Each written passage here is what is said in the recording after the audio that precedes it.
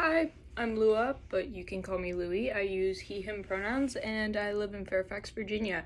I am also a returning camper. I attended Brave Trails last year and I had so much fun, and I'm so excited to apply for camp this summer as well. I'm turning 14 this year on June 22nd, and I have identified as a transgender gay male who presents as both masculine and feminine. I know a lot of labels for about 3 years now. As I said, I'm a returning camper. I decided to apply again this year because some of the things that I have experienced last summer are things that I would love to experience again. I was in the Orange Cabin, otherwise known as the Traffic Yams, last year. The cabin with Xena, the shark with the scary American accent, and Jess, the one with the really cool makeup looks. Yeah. Um, and I absolutely loved everyone in our cabin, and I made lots of great friends. One of the main reasons I wanted to join Brave Trails was to make some relationships that would be long lasting with people like me.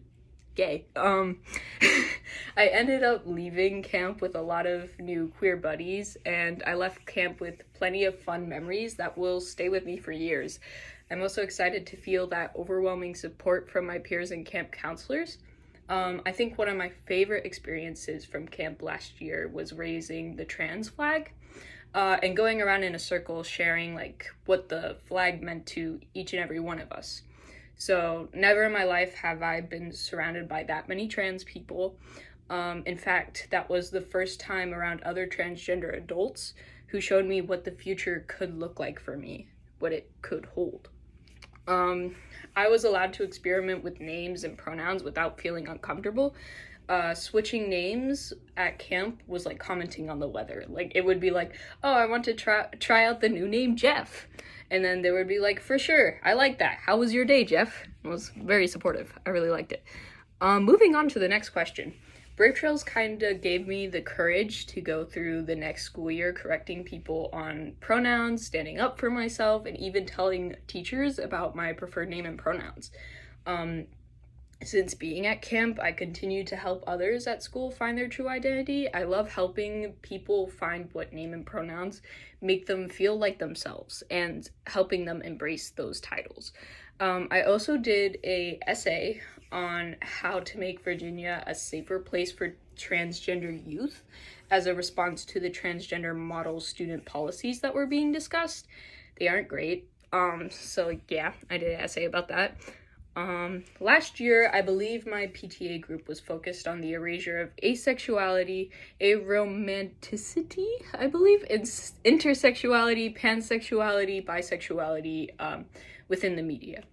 Although that was a very interesting topic to research and discuss, I would like to focus on social standards, on gender expression, and labeling, as this is something I've been struggling with this year. So this is like how society views masculine and feminine and what that has to look like. So last year I struggled with a lot of social anxiety, and I felt like the beginning of camp I was completely uncomfortable with the social side of leadership, which I did warm up later too. But however, this year I've been doing a lot of work on myself and my mental health struggles. I feel that I've grown a lot since the last time I'm reading off a script. Feel that I have grown a lot since then, as I had a lot more anxiety than I do now. If I am selected to attend this summer, my top 3 goals for myself would be: number 1, aim to get more ideas out there now that I can manage my social anxiety better than before. 2, to make art, whether that's poetry or crafting. I did do a poetry workshop there. It was pretty fun. I also want to incorporate more queer references in my art, so that would be cool too. And finally, last but not least, 3, to make more long-lasting memories and friendships like I did last year. Some leadership qualities that I see in myself are being well-spoken and empathetic towards others. This allows me to speak on behalf of my own beliefs as well as see other people's perspectives, which is really useful when it comes to activism.